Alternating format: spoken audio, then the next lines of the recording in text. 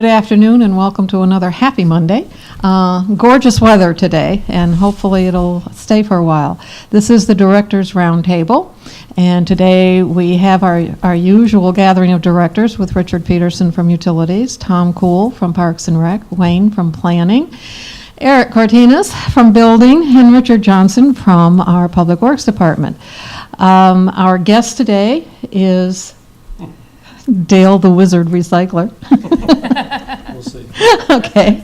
He is sitting next to the mayor, and everybody has something to report, some good news. But Dale, you're going to start and tell us about recycling and what's new and what's going on. Yeah, I was just telling the mayor how I appreciated her signing our new contract with our ECUA vendor over in Cantonment, Florida.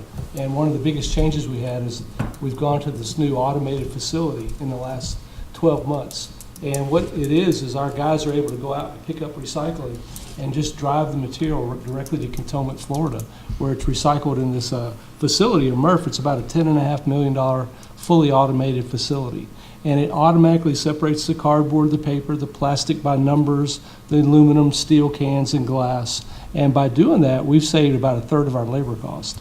And the good news is that as recycling has gone through a lot of changes, notably the commodity pricing has fallen through the floor.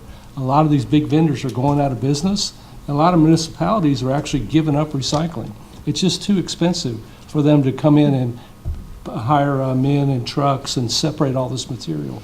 So we're very lucky right now in that we've got a good program with just 2 to 3 trucks every day are going out collecting the whole neighborhood routes, and we're able to bring our materials over there for a really low labor cost. So we're actually saving money by utilizing this facility. And remember, just to throw material away, it's about $30 a ton.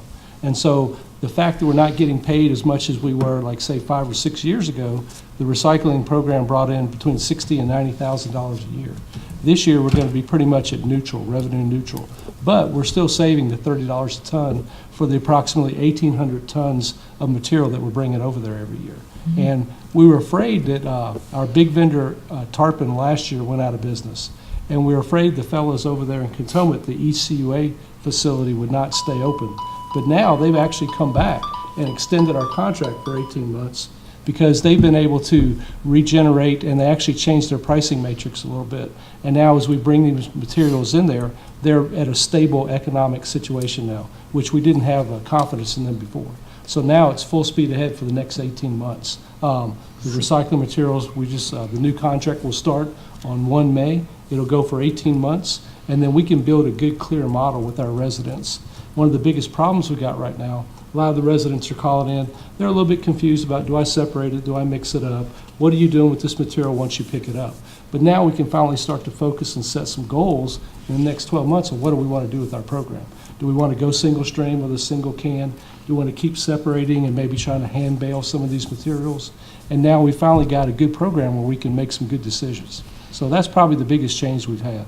So what do we tell citizens right now, that does it go into one recycling since what we've they done, separate it? We've actually asking them to separate, and we always want them to have 2 bins minimum on the curb. Some people have 3, some people have 4, but we need at least 2. One for fiber, paper and cardboard, and plastic can go in the first one. Then the second one will be glass and cans. That way it's pretty evenly separated. Our guys can handle the materials. The reason we're using bins is we need to see what's going into the truck. We need to visually observe everything that's going in there. The biggest hindrance to these big automated facilities is garbage, plastic bags, garden hoses, old jeans and clothing. It just tears up the whole facility. So by us being able to make the pickups right there on the curb, we know exactly what's going in the truck, and we know it's clean, safe, valuable fill that's going to the vendor, and it's going to support him in the long run. So once you go to a single can model, you've got a lot of what's called contamination with garbage coming in, and it really hinders their ability to operate. So we want to clean that up, and eventually, once we get everyone trained and we get everyone on the same page, we can talk about going to a single can. So that's something we'll look at for the future. Yeah, Dale, it's a really good program. You mentioned that the price of commodities are going down. Why is that, and what's that going to mean to recycling long term? Well, basically what happened was when you pick up a plastic bottle or some cardboard or paper, it was always sorted and separated, and it was always sent overseas. And by overseas, we mean China, and they were the largest market. They were buying about 85 to 90% of all the recycled commodities.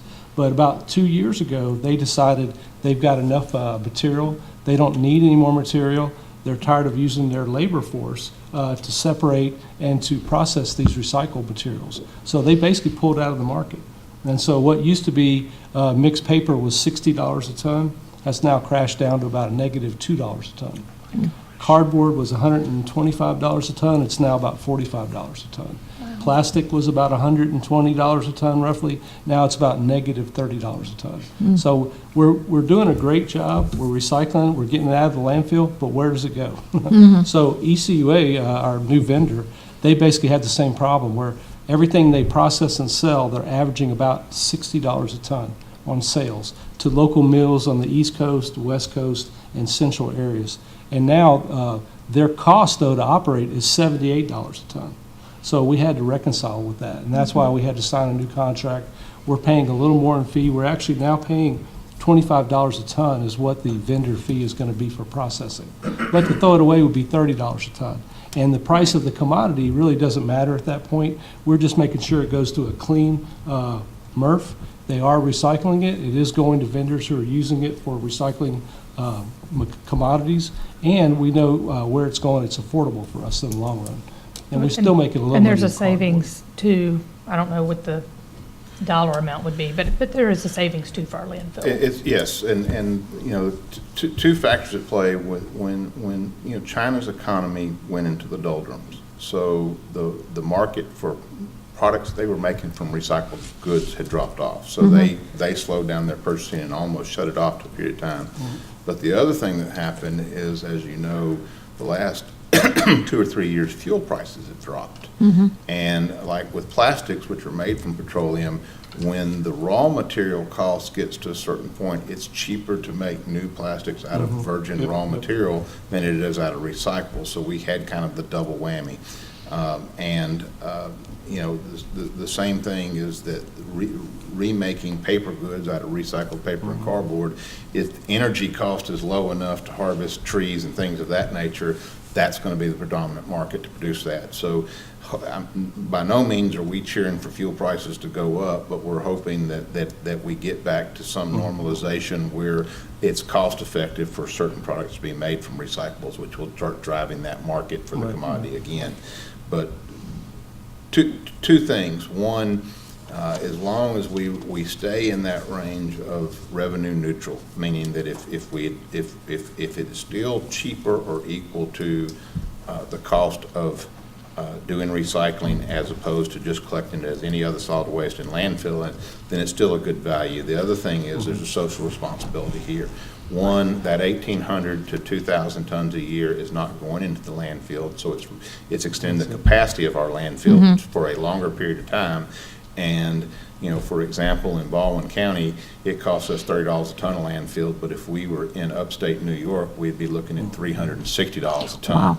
And I will guarantee you when our Baldwin County landfill gets to the point that they have to build a new one, it will not be $30 a ton. It will be considerably more. So Right. the longer we make it last, the better it is for our wow. citizens and the cost of operation. So Dale's done a great job of doing that.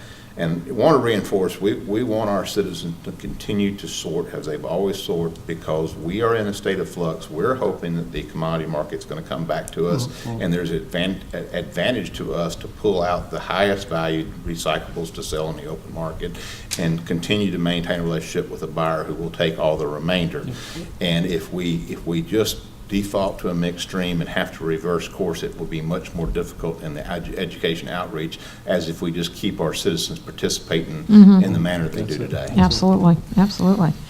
Okay, and if any of our citizens who are watching us have any further questions about recycling, we will be adding this topic to our FAQ page on the website, so look for that in the very near future. And I have a question too. We recycle a lot. Yes, sir. And a lot of food products come in plastic containers. And how clean do they need to be before you put them into the recycle? That's a really good question. As long as it doesn't have any food inside the container, we'll take it. You don't have to wash it, you don't have to rinse it or anything. But just make sure if it's got a macaroni container, we're picking some up that are like half full.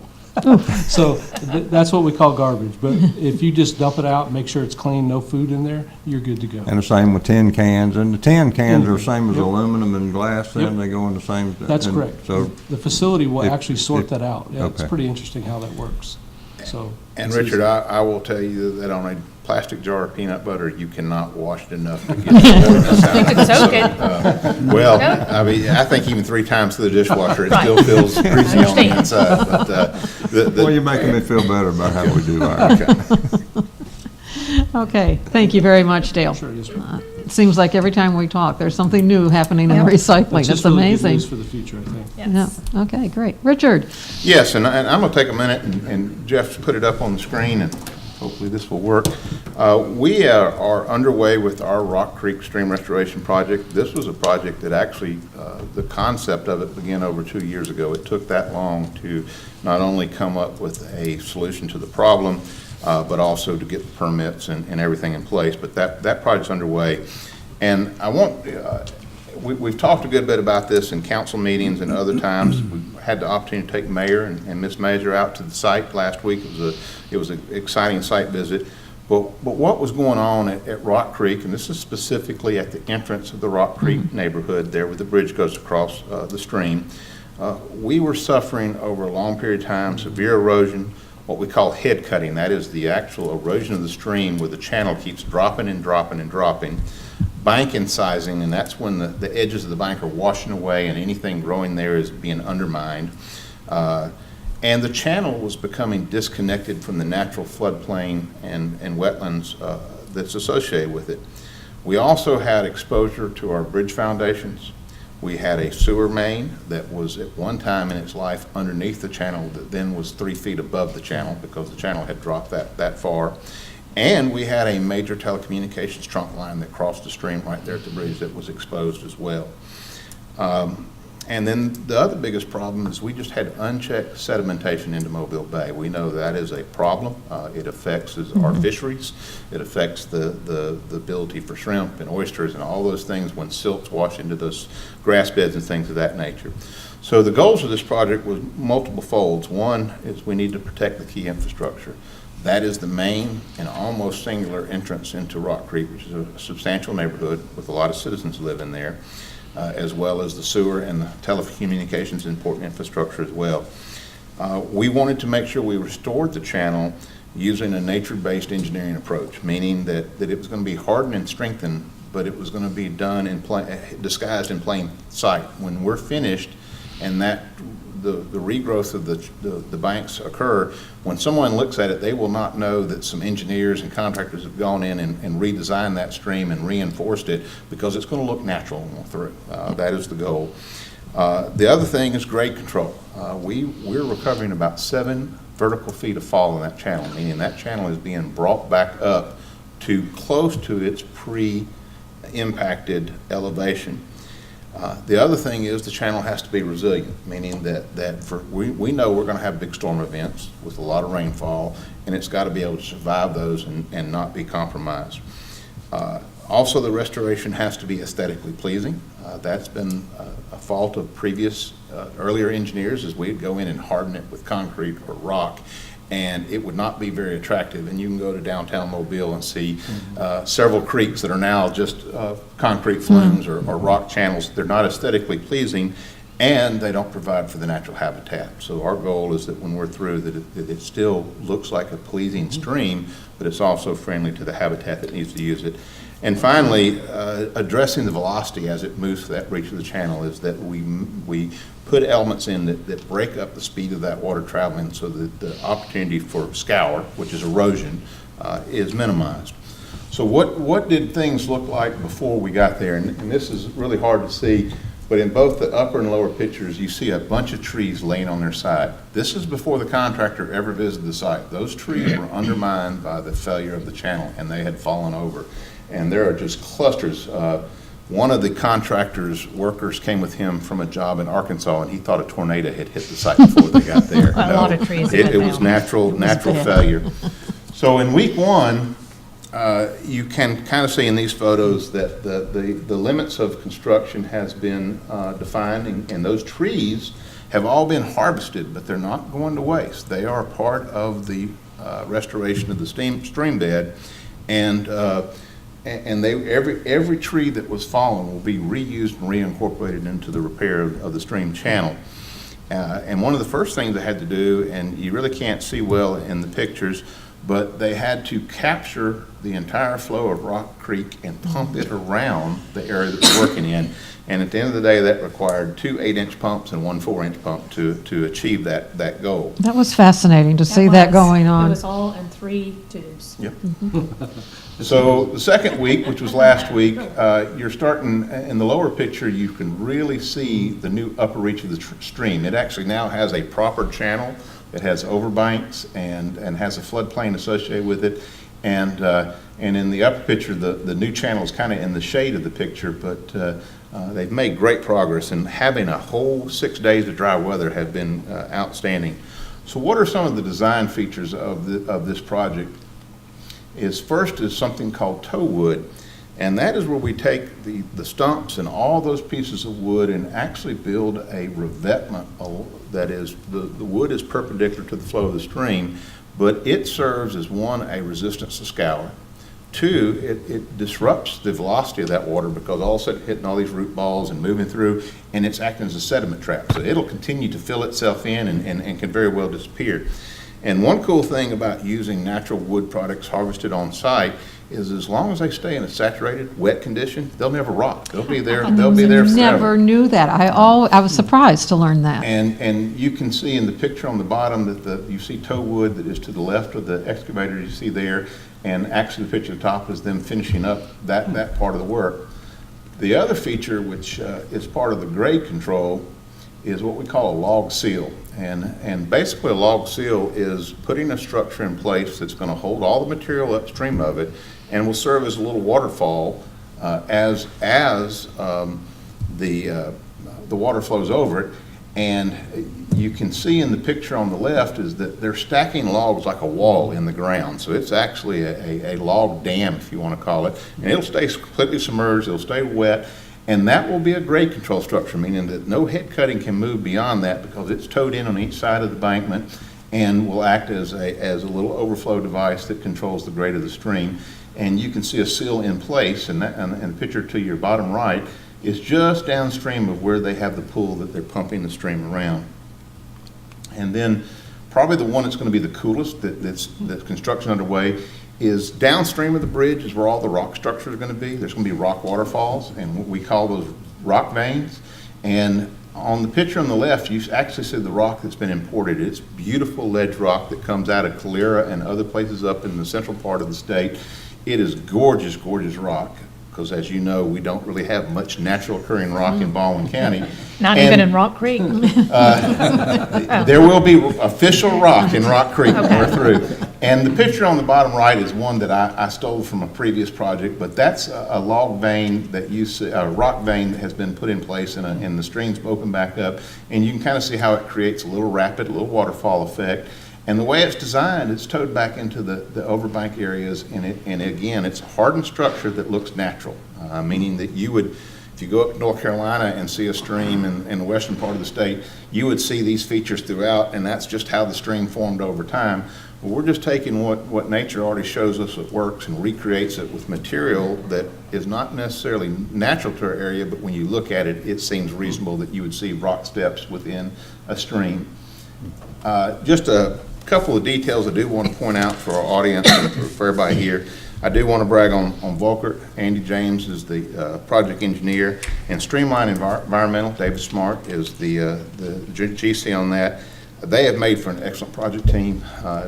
Streamline has done many stream restorations here in Baldwin County, and they've become renowned throughout the Southeast. They do a lot of work in Arkansas and other places, and really have done a good job. With good weather, the project is progressing on track.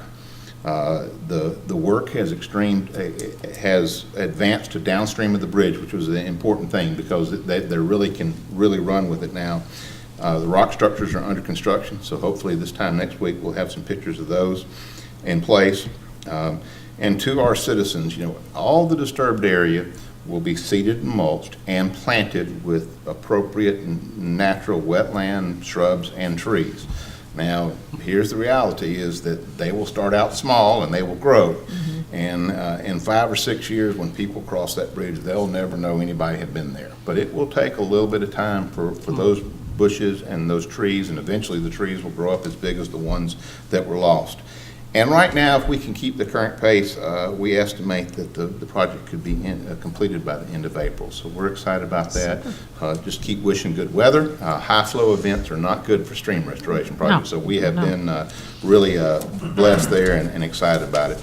And we're just appreciative of the mayor's support and the council's support, and it's just a great project, and it's going to make sure that not only is that stream environmentally sound, but it is mechanically sound for the rain events that we know we'll have in the future, and our important infrastructure and environments being protected. Super. So, thank you. Something else that's interesting about this process is that it's really only been around for like 5 years, right?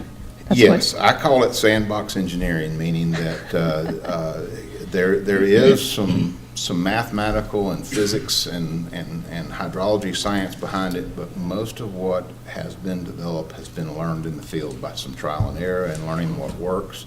And I was very fortunate. I got drug into this early on in previous assignment, and I was a skeptic. But the first stream restoration project I was involved in was the summer of 2011. It was a short reach, about 450 linear feet. It witnessed a 100-year event in May of 2012, a 100-year event in May of 13, and of course the near 500-year event in April of 2014. And only one ledge rock shifted out of place, and when we got down and evaluated, we determined that it had resettled in a location that still worked fine and no maintenance required. That was the first of about 7 stream restoration projects that I got to be involved in a previous assignment. This was the first here in Fairhope. They work, they make the stream resilient, and it solves a lot of long-term problems. And thus far, we're into, I've at least got 8 years of experience with seeing the performance. And the coolest thing about these restoration projects, the weakest they are the day the project finished. Every day that goes beyond, as the plants root and things grow and everything settles in, they become stronger and stronger as far as their reinforcement goes. What's the length on this particular project, do you know? I think we're a little close to 900 linear feet. 900, so. okay. Very good. Thank you. Okay. Eric? Hey, good afternoon. Really just a couple of things. Flood mapping updates. We had received word from FEMA that the new updated flood maps go effective April 19th. That will be considered the effective date. We also received instructions we are to start using them now. They also mandated that all jurisdictions update their flood damage prevention ordinance, and that is on the council agenda for tonight for the second reading. So it'll be done, and so we're a month ahead of schedule. We've already gotten a resolution adopting the maps. The ordinance will be updated tonight, so we are done as of tonight. Super. We went through a bunch of building code updates here in the past month, moving to the 2018 international codes, which we needed to do. So my focus this week, those go into effect starting with plans received on Monday, April 1st on. Anything we stamp in is received April 1st on. We'll have to meet the 2018 code requirements.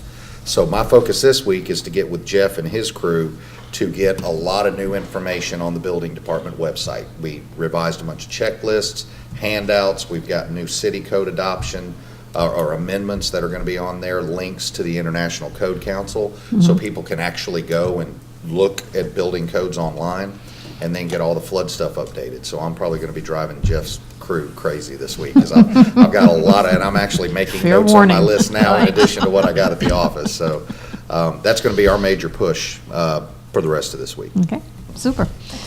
Wayne? Yeah, just a couple of things. I'll be brief. First thing is we are completing the downtown parking study. Mike Jeffries from our department has done a great job with that, has taken that, and we're making the final touches now. So hopefully in the next couple of weeks we'll be able to present it, kind of go over the findings of that, and then also move on to phase 2 of that. So as you know, basically we've cataloged every parking spot. We've cataloged the uses downtown, the buildings, their use, and with those uses comes with it a parking generation rate, which we're using a couple different sources. One is the ITE trip generation manual for parking. ITE stands for the Institute of Transportation Engineers. It's kind of a widely accepted source from around the country. And what we do is you assign parking per 1,000 square feet, basically, to each use. And so that will give you sort of the overall picture of parking as a whole. Then we're taking it and breaking it down into certain quadrants of the city, and for parking generation compared to parking supply. Then the next part of that we're looking at is the peak times for parking. So you also want to look at the peak times. So you have, when you can reach an equilibrium of shared parking throughout the day, that's what you're trying to do. The worst thing you need downtown is a lot of parking places that aren't utilized because it's not good. It takes locations out of service as far as land and so forth. The next part of it would be basically a phase two with this would be more of a parking turnover analysis, where you would go out at certain times of the day and count how many cars that have not moved. And so with that, you can get an idea of how long a car will stay parked in a parking spot. And so that will kind of tell you the turnover rate, which will also help as far as finding that equilibrium point of parking, overall parking, peak time parking, and then what the turnover rate is. Now, the phase two of that is very difficult because it's very labor intensive because you have to go and collect data constantly. So hopefully want to get some interns to help with that, and I think that'd be a great project for an internship for someone in school or some university, especially if someone's studying parking or studying planning or engineering or something like that. So that's exciting. Also, Buford King from our office, we are working together on the Greeno Road corridor. As you know, we have a moratorium in place, and we're looking at proposing some new standards for Greeno Road. We're very concerned about the appearance of Greeno Road and the streetscape and how our city looks when you're entering it. As you also know, we did a visual preference survey for Greeno Road and got a lot of good feedback about what kind of development and what kind of buffering people desire, and that's been very helpful with us. We're using that to guide our process for what we want to do as far as any kind of changes or overlays for Greeno Road. So that's moving along very nicely. That's, again, very difficult with a heavy load of planning commission cases and city council cases and zoning board of adjustments cases. And so I want to compliment the staff because they are making this, they're finding time to do this when they're not doing cases, which can be very, very labor intensive, as you all know. So I want to thank them for all their efforts with that because it's very, very difficult. So, but hopefully those will be completed soon and we can present those and then move on to some other projects that would be beneficial for us. That's great. Also, I want to mention, and Lynn, help me with the name, the parish that came and visited. West Feliciana. Say it again. West Feliciana. They came and visited with us, I believe, Wednesday and Thursday. I think Sherry Lee had kind of coordinated the visit. Friday. Thursday, Friday. Okay, I'm sorry. They did an overnight. I think Sherry Lee had coordinated the visit with them, and so they met on Thursday with Richard and Paul, the horticulturalist, Paul Merchant. We met him at the the fountain at the park and at the Bayfront Park down there, and talked about flowers, and they were very interested in flowers and all that, and the benefit of flowers has as far as economically, but also from a quality of life issue. We also they were on the senior bus. We toured them around downtown. Talked about some planning issues, signage, things like that, which was a lot of fun. I think they also met with the Chamber of Commerce Friday morning and got some good feedback with them, and also went to the Art Center, among other things. And so that was I think they got a lot out of the trip. It was a lot of fun, showing them around and talking to them about the city of Fairhope, and they've invited us to come to their town to see their town. But that was a lot of fun. I think they got a lot out of it, and they're a lot of fun to be around as well. So we're glad they came. We also had Gulf Breeze come the week before, and of course it was during arts and crafts, which is, I guess, good so they could participate, but we were very busy. But it was two kind of right in a row that came, and it was a good visit as well.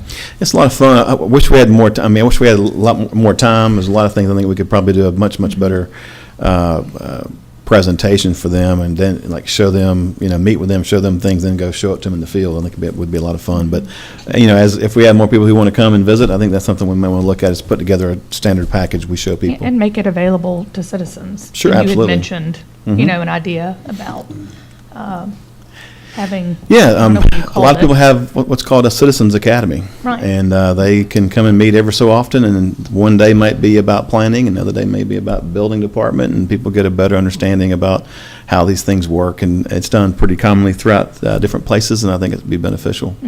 I think so too. And Mayor, just kudos to you. I mean, that's two municipalities within a month's period of time that it has sought your city out and your city staff to ask us, what's the secret to our success? And, and hopefully, we didn't, we kept the magic alive and had the right answers, but.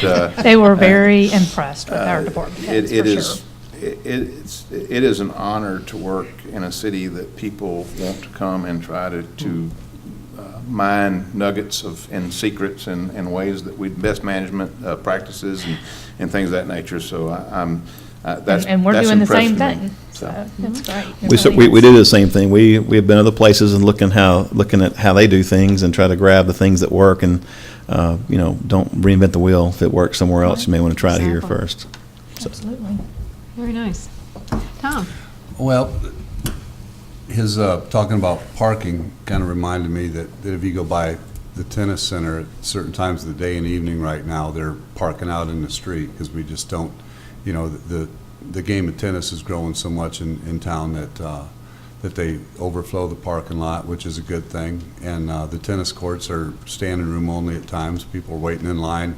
I think Tomas has gotten to making reservations 3 days out now to get on the clay courts because we're so busy. So It used to be dead. you Nothing know, going on there.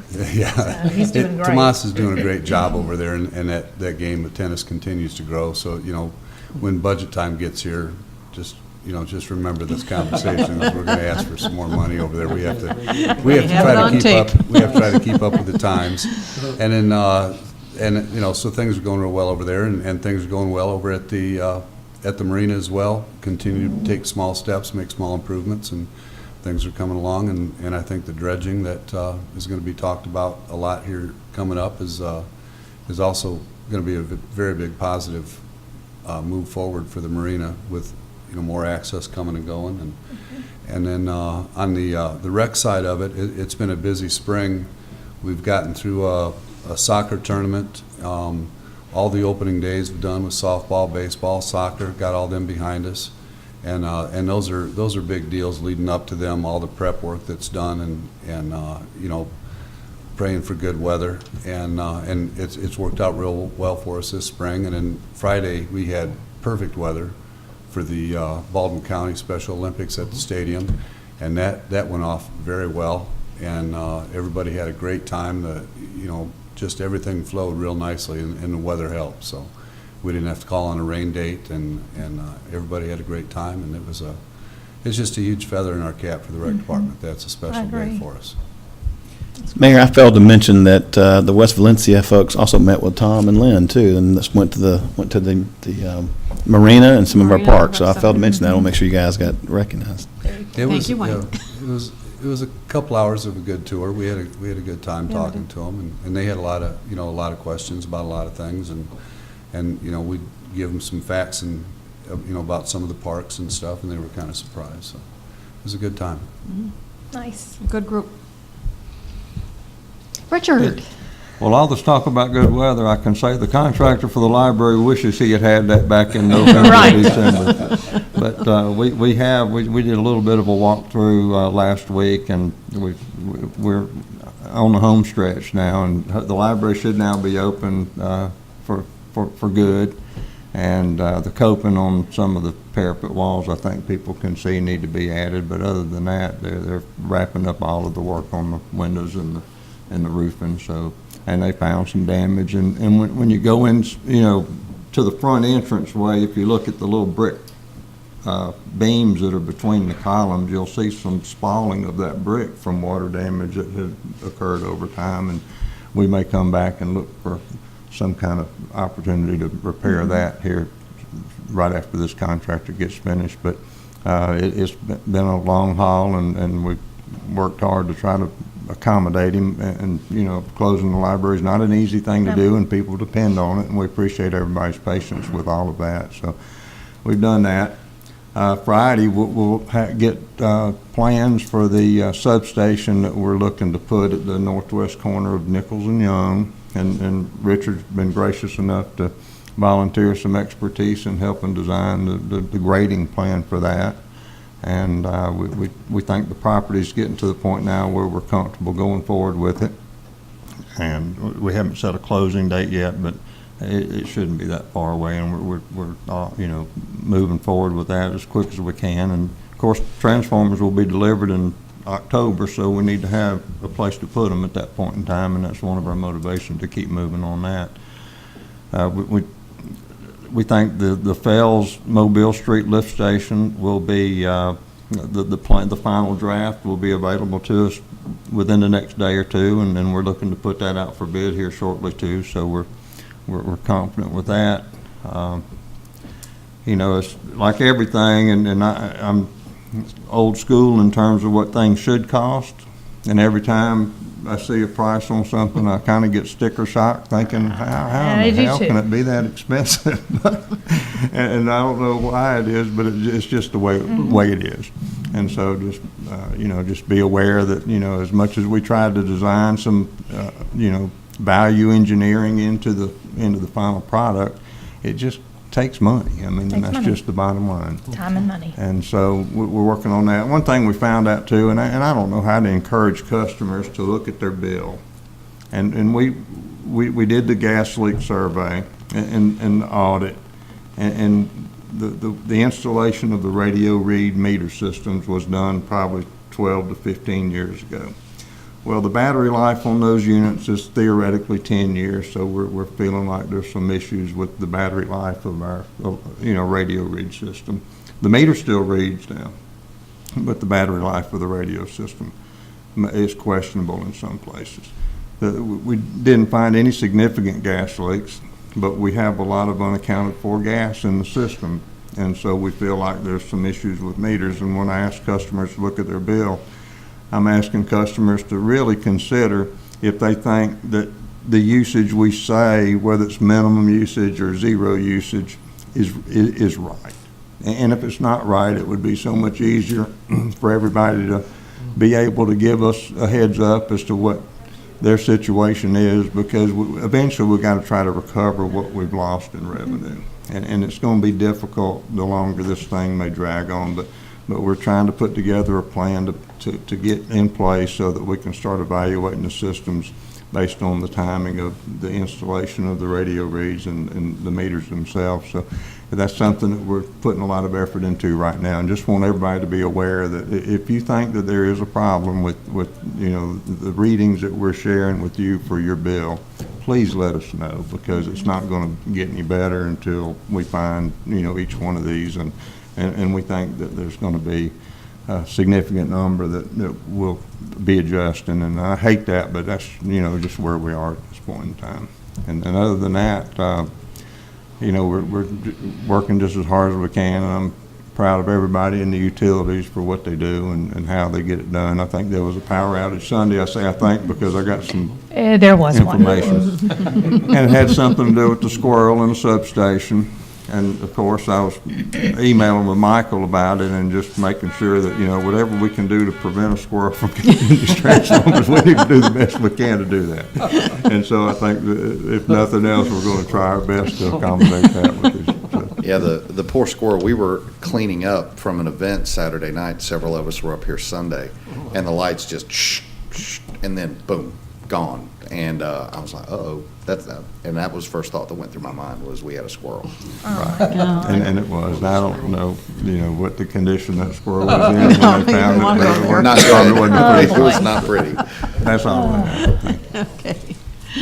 All right. Mayor, you have Yes. some information for us today. Yes, and I'll go over this in my mayor report as well, but we wanted to let people know that we have a citizen an engagement meeting, one of a series of meetings that will be happening on April 3rd from 9 to noon at the Civic Center.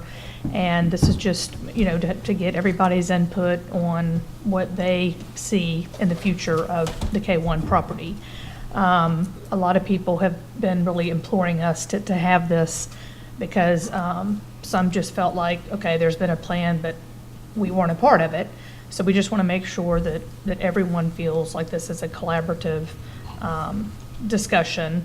They'll be divided up into roundtable conversations, and there'll be a facilitator at each table. So really, everybody will have an opportunity to talk about what their ideas are without feeling, like they're going to be chastised or whatever. I mean, this is going to be a positive, open type of meeting.